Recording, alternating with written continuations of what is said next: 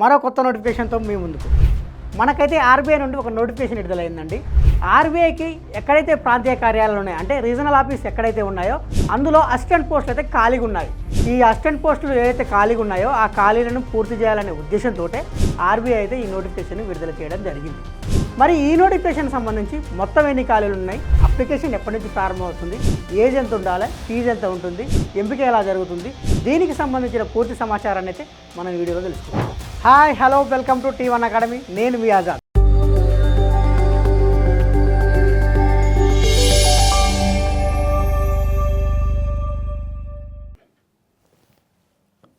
RBI, reserve bank of India, దాదాపుగా నేను ప్రతి నోటిఫికేషన్లో కూడా చెప్తాను ఏమనంటే ఏదైనా ఒక సంస్థ నుండి మనకు ఒక నోటిఫికేషన్ వస్తే ఆ నోటిఫికేషన్ ఏ సంస్థ నుండి వచ్చింది, దాని యొక్క పూర్వపరాలను తెలుసుకున్న తర్వాతనే మనమైతే ఆ నోటిఫికేషన్కు అప్లికేషన్ చేసుకోవాలి. మరి ఇప్పుడు ఈ నోటిఫికేషన్ ఏ సంస్థ నుంచి వచ్చింది, అంటే ఆర్బీఐ నుంచి వచ్చింది. మరి ఈ ఆర్బీఐని ఎవరు ఏర్పాటు చేశారు, ఎప్పుడు ఏర్పాటు చేశారు, ఎందుకు ఏర్పాటు చేశారు, దీని పని ఏంటి, దీనికి సంబంధించిన సమాచారాన్ని మనం తెలుసుకున్న తర్వాతనే ఈ నోటిఫికేషన్కి అయితే అప్లికేషన్ చేసుకోవాలి. ఆర్బీఐని ఎవరు ఏర్పాటు చేశారంటే బ్రిటిష్ ప్రభుత్వం ఏర్పాటు చేసింది. ఎప్పుడు ఏర్పాటు చేసింది అంటే 1935 ఏప్రిల్ 1వ తారీఖు నాడు ఏర్పాటు చేసింది. 1934 రిజర్వ్ బ్యాంక్ ఆఫ్ చట్టం ప్రకారం 1935 ఏప్రిల్ 1న బ్రిటిష్ ప్రభుత్వం అయితే ఆర్బీఐని ఏర్పాటు చేయడం జరిగింది. మరి ఈ ఆర్బీఐని ఏర్పాటు చేయాలని ఏ కమిషన్ సూచించిందంటే royal commission on Indian currency and finance. దీనినే హిల్టన్ యంగ్ కమిషన్ అని కూడా అంటారు. Hilton Young commission. మరి హిల్టన్ యంగ్ కమిషన్ ఎప్పుడు ఏర్పాటు చేశారంటే 1926లో ఏర్పాటు చేశారు. అంటే 1926లో ఏర్పాటైన హిల్టన్ యంగ్ కమిషన్ సూచనల మేరకు 1935 ఏప్రిల్ 1న బ్రిటిష్ ప్రభుత్వం అయితే ఆర్బీఐని ఏర్పాటు చేయడం జరిగింది. మరి ఈ హిల్టన్ యంగ్ కమిషన్ ఈ సిఫారసులను దేని ఆధారంగా తీసుకుంది అంటే ఎక్కడి నుండి ఈ మార్గదర్శకాలను తీసుకుంది, ఎక్కడి నుంచి తీసుకుందంటే అంబేద్కర్ ఒక పుస్తకం రాశాడు, ఆ పుస్తకంలోంచి తీసుకున్నాడు. మరి అంబేద్కర్ రాసిన ఆ పుస్తకం పేరేంటి అంటే the problem of rupee, its origin and it's solution. అంటే 1926లో ఏర్పాటైన హిల్టన్ యంగ్ కమిషన్ సిఫారసుల మేరకే ఆర్బీఐని అయితే ఏర్పాటు చేస్తే ఈ హిల్టన్ యంగ్ కమిషను తన యొక్క మార్గదర్శకాలను ఏ పుస్తకం నుంచి తీసుకుందంటే అంబేద్కర్ గారు రాసిన the problem of rupee, its origin and it's solution అనే పుస్తకాల నుంచి ఈ మార్గదర్శకాలను అయితే తీసుకొని హిల్టన్ యంగ్ కమిషన్ అయితే ఆర్బీఐని ఏర్పాటు చేయమని చెప్పేసి బ్రిటిష్ ప్రభుత్వాన్ని సూచిస్తే అప్పుడు బ్రిటిష్ ప్రభుత్వం 1935 ఏప్రిల్ 1న రిజర్వ్ బ్యాంక్ ఆఫ్ ఇండియా చట్టాన్ని అయితే ఏర్పాటు చేయడం జరిగింది. మరి దీని ఏర్పాటు సమయంలో దీని యొక్క ప్రధాన కార్యాలయం ఎక్కడుందంటే కలకత్తాలో ఉంది. మరి ప్రస్తుతం ఆర్బీఐ యొక్క ప్రధాన కార్యాలయం ఎక్కడుందంటే ముంబైలో ఉంది. అంటే 1935లో ఆర్బీఐ ఏర్పాటు చేసినప్పుడు దాని యొక్క ప్రధాన కార్యాలయం వచ్చేసి కలకత్తా, కానీ 1937 నుండి మాత్రం దాని యొక్క ప్రధాన కార్యాలయం శాశ్వతంగా ముంబైకి అయితే మారింది. 1935 నుంచి 37 వరకు కలకత్తా ఉన్నది ఆర్బీఐ యొక్క ప్రధాన కార్యాలయం. 1937 నుండి ఇప్పటి వరకు కూడా ఆర్బీఐ యొక్క ప్రధాన కార్యాలయం ముంబై. మరి ఈ ఆర్బీఐని ఎందుకు ఏర్పాటు చేశారంటే భారతదేశంలో నోట్ల ముద్రణ కోసం, అంతేకాకుండా ద్రవ్యోల్బణాన్ని స్థిరీకరించడం కోసం, అంతేకాకుండా ప్రభుత్వ రంగ బ్యాంకుగా పనిచేయడం కోసం, మరియు బ్యాంకర్లకు బ్యాంకర్గా పనిచేయడం కోసం ఈ ఆర్బీఐని అయితే ఏర్పాటు చేశారు. అంటే ఇక్కడ నోట్ల ముద్రణ అంటే ఏంటి, ద్రవ్యోల్బణాన్ని స్థిరీకరించడం అంటే ఏంటి, ప్రభుత్వ బ్యాంకర్గా పనిచేయడం అంటే ఏంటి, బ్యాంకులకు బ్యాంకర్గా పనిచేయడం అంటే ఏంటి అంటే నోట్ల ముద్రణ అంటే ఇప్పుడు మనం వాడుకుంటున్నాం చూడండి, 100 రూపాయల నోటు కావచ్చు, 2000 రూపాయల నోటు కావచ్చు, 1000 రూపాయల నోటు కావచ్చు, 500 రూపాయల నోటు కావచ్చు, 200 రూపాయల నోటు కావచ్చు, 50 రూపాయల నోటు కావచ్చు. ఈ నోట్లను ముద్రించేది ఎవరు అంటే ఆర్బీఐ. మరి ద్రవ్యోల్బణాన్ని స్థిరీకరించడం అంటే అసలు ద్రవ్యోల్బణం అంటే వస్తువుల యొక్క ధరలు నిరంతరం పెరగడాన్ని ద్రవ్యోల్బణం అంటారు. అంటే వస్తువుల యొక్క ధరలు నిరంతరం పెరగడాన్ని ద్రవ్యోల్బణం అంటే దాని అర్థం ఏంటి? ఏమి లేదండి. ఏంటి అంటే ఉదాహరణకి మన తాతల కాలంలో ఏమైంది, 1 రూపాయకు 10 చాక్లెట్లు వచ్చేది. కానీ ఇప్పుడు 1 రూపాయకి 10 చాక్లెట్లు వస్తున్నాయా? రావట్లేదు. మరి ఇక్కడ ఏం జరిగింది? ఏం జరిగిందంటే అప్పుడు ₹1 ఉన్న విలువ ఇప్పుడు ఈ రూపాయికి లేదు. ఎందుకంటే అప్పుడు ₹1 10 చాక్లెట్లు వచ్చినాయి, కానీ ఇప్పుడు ఆ చాక్లెట్ ₹1 రావడం లేదు. ఇక్కడ ఏమైందంటే డబ్బు యొక్క విలువ పడిపోయింది. పడిపోయిందా పడిపోలేదా?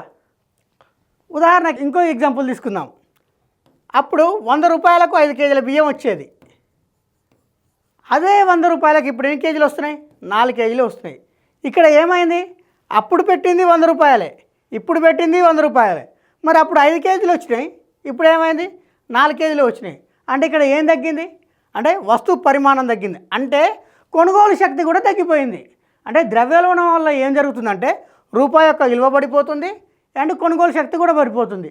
దీనికి కారణం ఏంటి? దీనికి కారణం ఏంటంటే వస్తువుల యొక్క ధరలు పెరగడమే. అంటే వస్తువుల యొక్క ధరలు పెరగడాన్ని ద్రవ్యోల్బణం అంటాం. దానికి గల కారణం ఏంటంటే ఈ 2 కారణాలు. ప్రభుత్వ బ్యాంకర్గా పనిచేయడం అంటే ఏం లేదండి, ప్రభుత్వం యొక్క లావాదేవీలన్నింటినీ కూడా ఈ బ్యాంకే కేంద్ర బ్యాంకుగా ఉంటుంది, ఈ RBI. మరి బ్యాంకర్ల బ్యాంక్ అంటే ఏం లేదండి. ఉదాహరణకి నేనేం చేస్తా, నాకు డబ్బు కావాలంటే ఎవరి దగ్గర పోయి అప్పు తీసుకుంటా? బ్యాంక్ దగ్గర పోయి అప్పు తీసుకుంటా. అంటే నాకు డబ్బు కావాలంటేనేమో బ్యాంకులో పోయి అప్పు తీసుకుంటా. మరి బ్యాంకు వాళ్ళకి అప్పు ఇవ్వాలి, బ్యాంకు వాళ్ళకి వాళ్ళు అప్పు ఇస్తారంటే ఈ RBI వాళ్ళు ఇస్తారు. అందుకే దీన్ని బ్యాంకర్లకే బ్యాంకర్ అని పేరున్నా అనమాట. అంటే నాకు డబ్బు అవసరం అయితేనేమో బ్యాంకులో పోదా, ఆ బ్యాంకులో డబ్బు అవసరం అయితేనేమో RBIకి పోద్ది. ఈ 3 విధులని ఈ RBI అయితే నిర్వహిస్తుంది. ఈ 3 విధులను నిర్వహించడం కోసమే అప్పటి బ్రిటిష్ ప్రభుత్వం ఏం చేసిందంటే ఈ RBI అయితే ఏర్పాటు చేయడం జరిగింది. నోటిఫికేషన్ విషయానికి వచ్చేసరికి మొత్తం ఎన్ని ఖాళీలు ఉన్నాయి, అప్లికేషన్ ఎప్పటి నుంచి ప్రారంభం అవుతుంది, ఎంపిక ఎలా ఉంటుంది, దీనికి సంబంధించిన సమాచారం అయితే ఇప్పుడు మనం తెలుసుకుందాం. నోటిఫికేషన్ విషయానికి వచ్చేసరికి ఏ పోస్ట్ ఖాళీగా ఉంది? అసిస్టెంట్ పోస్ట్ ఖాళీగా ఉంది. మరి ఈ అసిస్టెంట్ పోస్టు ఎక్కడెక్కడ ఖాళీగా ఉన్నాయి అంటే RBI ప్రాంతీయ బ్రాంచీలు అంటే రీజనల్ ఆఫీస్ ఎక్కడెక్కడైతే ఉన్నాయో అక్కడక్కడ ఈ అసిస్టెంట్ పోస్టులు అయితే ఖాళీగా ఉన్నాయి.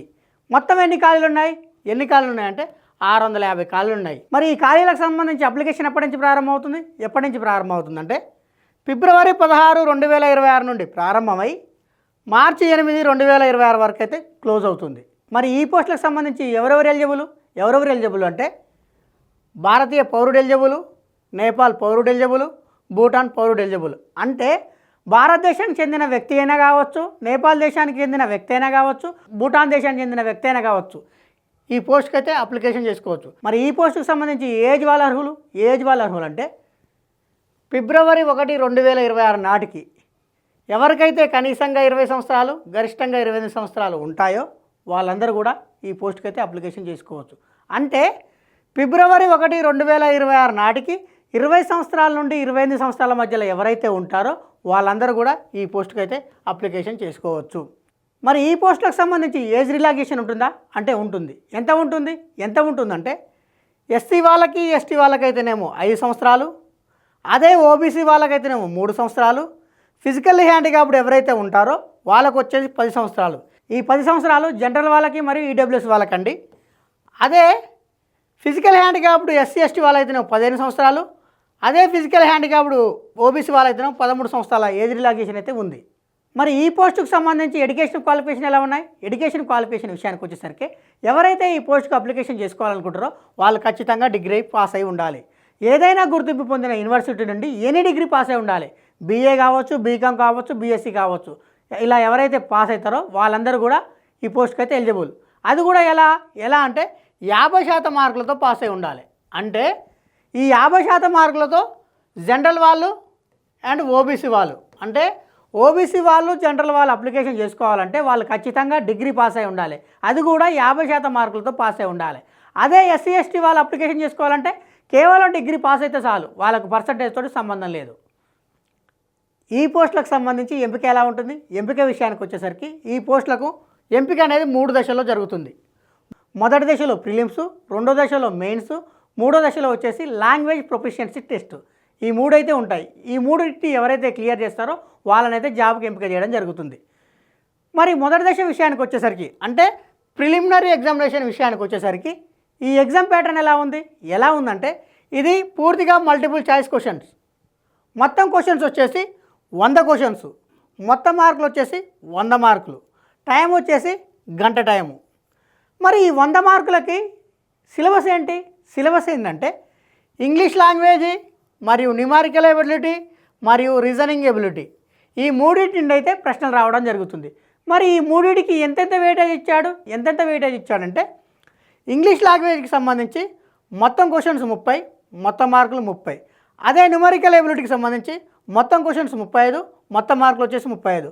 అదే రీజనింగ్ ఎబిలిటీకి సంబంధించి మొత్తం క్వశ్చన్స్ 35, మొత్తం మార్కులు 35. అంటే 100 క్వశ్చన్లు 100 మార్కులు, సమయం వచ్చేసి 1 గంట. ఇది ప్రిలిమ్స్కి. మరి మెయిన్స్ సంబంధించి ఎగ్జామ్ ప్యాటర్న్ ఎలా ఉందంటే ఇది కూడా మల్టిపుల్ చాయిస్ క్వశ్చన్స్. కాకపోతే ప్రిలిమ్స్లో ఏమో 100 క్వశ్చన్స్ ఉన్నాయి, 100 మార్కులు. కానీ ఇక్కడ 200 క్వశ్చన్స్ 200 మార్కులు. అందులో 3 సబ్జెక్టులకే వెయిటేజ్ ఇచ్చాడు, కానీ ఇక్కడ 5 సబ్జెక్టులకు వెయిటేజ్ ఇచ్చాడు. దేనికి ఇచ్చాడంటే రీజనింగ్ ఇచ్చాడు, ఇంగ్లీష్ లాంగ్వేజ్కి ఇచ్చాడు, న్యూమరికల్ ఎబిలిటీకి ఇచ్చాడు, జనరల్ అవేర్నెస్కి ఇచ్చాడు, కంప్యూటర్ నాలెడ్జ్కి ఇచ్చాడు. మరి దేనికి ఎన్నెన్ని మార్కులు ఇచ్చాడు, ఎన్నెన్ని క్వశ్చన్స్ ఇచ్చాడు? ఎన్నెన్ని మార్కులు ఎన్నెన్ని క్వశ్చన్స్ అంటే రీజనింగ్ నుంచి అయితేనేమో 40 క్వశ్చన్స్ 40 మార్కులు. అదే ఇంగ్లీష్ లాంగ్వేజ్ నుంచి అయితేనేమో 40 క్వశ్చన్స్ 40 మార్కులు. అదే న్యూమరికల్ ఎబిలిటీ నుంచి అయితే 40 క్వశ్చన్స్ 40 మార్కులు. అదే జనరల్ అవేర్నెస్ అయితే 40 క్వశ్చన్స్ 40 మార్కులు. అదే కంప్యూటర్ నాలెడ్జ్ వచ్చేసి 40 క్వశ్చన్స్ 40 మార్కులు. అంటే మొత్తం 200 క్వశ్చన్స్ 200 మార్కులు. టైం వచ్చేసి 135 నిమిషాలు, అంటే 2 గంటల 15 నిమిషాలు, దగ్గర 2 గంటల 15 నిమిషాలు. మరి వీటికి నెగిటివ్ మార్కింగ్ ఉందా అంటే ఉంది. ఎంత ఉందంటే 1/4. అంటే 4 తప్పు అయితే 1 మార్కు కోల్పోతారు. ప్రిలిమ్స్లోనూ ఉంది నెగిటివ్ మార్కింగు, మెయిన్స్లోనూ కూడా ఉంది నెగిటివ్ మార్కింగు. మరి ప్రిలిమ్స్ మెయిన్స్ ఎగ్జామ్స్ అయిపోయిన తర్వాత అందులో ఎవరైతే మెరిట్ సాధిస్తారో వాళ్ళకి లాంగ్వేజ్ ప్రొఫిషియన్సీ టెస్ట్ అనేది ఉంటుంది. మరి లాంగ్వేజ్ ప్రొఫిషియన్సీ టెస్ట్ అంటే ఏమీ లేదండి. ఉదాహరణకి మన హైదరాబాద్ ఉంది. ఆర్మీ యొక్క ప్రాంతీయ బ్రాంచీలలో హైదరాబాద్ కూడా ఒకటి, అంటే రీజనల్ ఆఫీసులో. మరి ఇప్పుడు హైదరాబాద్లో ఏ లాంగ్వేజ్ ఉందంటే తెలుగు లాంగ్వేజ్ ఉంది. అంటే ఇప్పుడు హైదరాబాద్ బ్రాంచ్కి ఎవరైతే అప్లికేషన్ చేసుకుర్రో వాళ్ళకు తెలుగు చదవడం రావాలి, మాట్లాడడం రావాలి, రాయడం రావాలి. లాంగ్వేజ్ ప్రొఫెషనల్ టెస్ట్ ఎందుకు పెడతారంటే ఈయన అప్లికేషన్ చేసిన ప్రాంతీయ బ్రాంచ్ ఏదైతే ఉందో ఆ ప్రాంతీయ బ్రాంచ్లో ఉన్న లాంగ్వేజ్పై ఈయనకు పట్టు ఉందా లేదా అని తెలుసుకోవడం కోసమే ఈ లాంగ్వేజ్ ప్రొఫెషనల్ టెస్ట్ అయితే పెట్టడం జరుగుతుంది. దీనిలో ఖచ్చితంగా క్వాలిఫై కావాలి. ఒకవేళ క్వాలిఫై కాకుంటే మిమ్మల్ని అయితే సెలెక్ట్ చేయడం జరగదు. మరి ఈ పోస్టులకు సంబంధించి అప్లికేషన్ ఫీజు ఎంత ఉంది అంటే ఎగ్జామినేషన్ ఫీజు ఎంత ఉందంటే ఎస్సీ వాళ్ళకు, ఎస్టీ వాళ్ళకు, వికలాంగులకు, ఎక్స్ సర్వీస్ మ్యాన్లకు అయితేనేమో ఫీజు లేదండి. కేవలం ఇంటిమేషన్ ఛార్జెస్ మాత్రమే ఉన్నాయి. అవి కూడా ఎంత? 50 రూపాయలు. దానితో పాటు 18% GST అయితే ఖచ్చితంగా చెల్లించాలి. అదే జనరల్ వాళ్ళు, ఓబీసీ వాళ్ళు, ఈడబ్ల్యూఎస్ వాళ్ళు ఎవరైతే ఉన్నారో వాళ్ళకు వచ్చేసి 450 రూపాయలు. దానితో పాటు 18% GST కూడా చెల్లించాల్సి ఉంది. అదే స్టాఫ్ విషయానికి వచ్చేసరికి వాళ్ళకైతే ఫీజు లేదు. స్టాఫ్ అంటే ఆర్బీఐలో అయితే ఎవరైతే పనిచేస్తున్నారో తాత్కాలికంగా వాళ్ళకైతే ఫీజు లేదండి. మరి ఈ ఫీజుని దేని ద్వారా చెల్లించాలంటే డెబిట్ కార్డు ద్వారా అయితే చెల్లించవచ్చు. ఒకవేళ డెబిట్ కార్డు లేదు, మరి దేని ద్వారా చెల్లించాలంటే క్రెడిట్ కార్డు ద్వారా కూడా చెల్లించవచ్చు, లేదా ఇంటర్నెట్ బ్యాంకింగ్ ద్వారా కూడా చెల్లించవచ్చు, లేదా IMPS ద్వారా కూడా చెల్లించవచ్చు, లేదా మొబైల్ వ్యాలెట్ ద్వారా కూడా ఫీజుని అయితే చెల్లించవచ్చు. మరి LPT టెస్ట్ అన్నాం, లాంగ్వేజ్ ప్రొఫిషియన్సీ టెస్ట్ అన్నాం. ఏ ప్రాంతీయ బ్రాంచ్లు అయితే ఉన్నాయో ఆ ప్రాంతీయ బ్రాంచ్లో ఏ లాంగ్వేజ్ ఉందంటే అహ్మదాబాద్ తీసుకుందాం. ఇప్పుడు రీజనల్ ఆఫీస్ అహ్మదాబాద్ తీసుకుందాం. ఇక్కడ ఏ లాంగ్వేజ్ వచ్చి ఉండాలి? గుజరాతీ వచ్చి ఉండాలి. అంటే ఎవరైతే అహ్మదాబాద్కు అప్లికేషన్ చేసుకున్నారో, అంటే అహ్మదాబాద్ రీజనల్ ఆఫీస్కి అప్లికేషన్ చేసుకున్నారో వాళ్ళకి ఖచ్చితంగా గుజరాతీ భాష వచ్చి ఉండాలి. అదే బెంగళూరు చేసుకున్నారనుకోండి కన్నడ వచ్చి ఉండాలి. అదే భోపాల్ చేసుకున్నారనుకోండి హిందీ వచ్చి ఉండాలి. అదే భువనేశ్వర్ చేసుకున్నారనుకోండి ఒడియా వచ్చి ఉండాలి. అదే చండీగఢ్ చేసుకున్నారనుకోండి పంజాబీ లేదా హిందీ వచ్చి ఉండాలి. అదే మన హైదరాబాద్ చేసుకున్నారనుకోండి ఖచ్చితంగా తెలుగు వచ్చి ఉండాలి. అంటే హైదరాబాద్కి అప్లికేషన్ ఎవరైతే చేసుకుంటారో వాళ్ళకు తెలుగు రాయడము, తెలుగు చదవడము, తెలుగులో మాట్లాడడం ఈ 3 ఖచ్చితంగా అయితే వచ్చి ఉండాలి.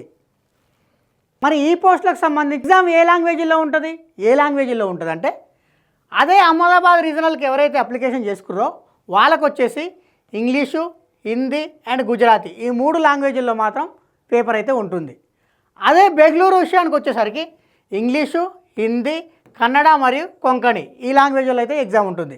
అదే భోపాల్ విషయానికి వచ్చేసరికి ఇంగ్లీష్ అండ్ హిందీ. మన ఉమ్మడి రాష్ట్రాలకు సంబంధించి హైదరాబాద్ విషయానికి వచ్చేసరికి ఎగ్జామ్ అనేది ఇంగ్లీష్లోను, హిందీలోను, తెలుగు మరియు ఉర్దూలోను ఈ లాంగ్వేజ్లో అయితే పేపర్ అయితే ఉంటుంది. మరి ఈ పోస్టులకు సంబంధించి ఎగ్జామినేషన్ సెంటర్స్ ఎక్కడెక్కడ ఇచ్చాడంటే ప్రిలిమ్స్కి ఒక సెంటర్స్ ఇచ్చాడు, మెయిన్స్కి ఒక సెంటర్స్ ఇచ్చాడండి. ప్రిలిమ్స్ విషయానికి వచ్చేసరికి ఉమ్మడి రాష్ట్రాలు ఏవైతే ఉన్నాయో ఉమ్మడి రాష్ట్రానికి సంబంధించి గుంటూరు, విజయవాడ, హైదరాబాద్, కాకినాడ, కర్నూలు, నెల్లూరు, రాజమండ్రి, తిరుపతి, విశాఖపట్నం, విజయనగరం, కరీంనగర్, ఖమ్మం, వరంగల్ ఇవి ప్రిలిమ్స్ సంబంధించిన ఎగ్జామినేషన్ సెంటర్స్. అదే మెయిన్స్ విషయానికి వచ్చేసరికి కర్నూలు, రాజమండ్రి, తిరుపతి, గుంటూరు లేదా విజయవాడ, విశాఖపట్నం, విజయనగరం, హైదరాబాద్, వరంగల్. మరి ఈ పోస్టుకు సంబంధించి మొత్తం ఎన్ని ఖాళీలు ఉన్నాయంటే 650 ఖాళీలు ఉన్నాయి. ఈ 650 ఖాళీలు ఎక్కడెక్కడ ఉన్నాయంటే అహ్మదాబాద్లోనేమో 20 ఖాళీలు ఉన్నాయి, బెంగళూరులోనేమో 24 ఖాళీలు ఉన్నాయి, భోపాల్లోనేమో 30 ఖాళీలు ఉన్నాయి. అదే మన ఉమ్మడి రాష్ట్రాల విషయానికి వచ్చేసరికి రీజనల్ ఆఫీస్ ఎక్కడ ఉంది ఆర్బీఐది? హైదరాబాద్లో ఉంది. మరి హైదరాబాద్లో మొత్తం ఎన్ని ఖాళీలు ఉన్నాయంటే 11 ఖాళీలు ఉన్నాయి. ఈ 11 ఖాళీలు కూడా రిజర్వేషన్ పరంగా విభజించడం అయితే జరిగింది. మరి ఏ రిజర్వేషన్ వాళ్ళకి ఎన్ని వచ్చినాయి అంటే ఎస్సీ వాళ్ళు వచ్చేసి 2 పోస్టులు ఖాళీగా ఉన్నాయి, ఎస్టీ వాళ్ళకి అసలు పోస్టే లేవు, ఓబీసీ వాళ్ళకి వచ్చేసి 3 ఉన్నాయి, ఈడబ్ల్యూఎస్ వాళ్ళకి వచ్చి 1 ఉంది, జనరల్ వచ్చేసి 5 ఉన్నాయి. మరి ఈ పోస్టులకు సంబంధించి ఎగ్జామ్ ఎప్పుడు ఉండొచ్చు అంటే ప్రిలిమ్స్ ఎగ్జామ్ వచ్చేసేమో ఏప్రిల్ 11, 2026 నాడు ఉండవచ్చు. అదే మెయిన్స్ ఎగ్జామ్ వచ్చేసి జూన్ 7, 2026 నాడు అయితే ఉండవచ్చు. ఇది కేవలం తాత్కాలికంగా ప్రకటించిన డేట్లు మాత్రమే, ఖచ్చితంగా అయితే ప్రకటించలేదు. ఇంకా ఇలాంటి ఇంట్రెస్టింగ్ టాపిక్స్ కోసం సబ్స్క్రైబ్ చేసుకోండి T1 అకాడమీ.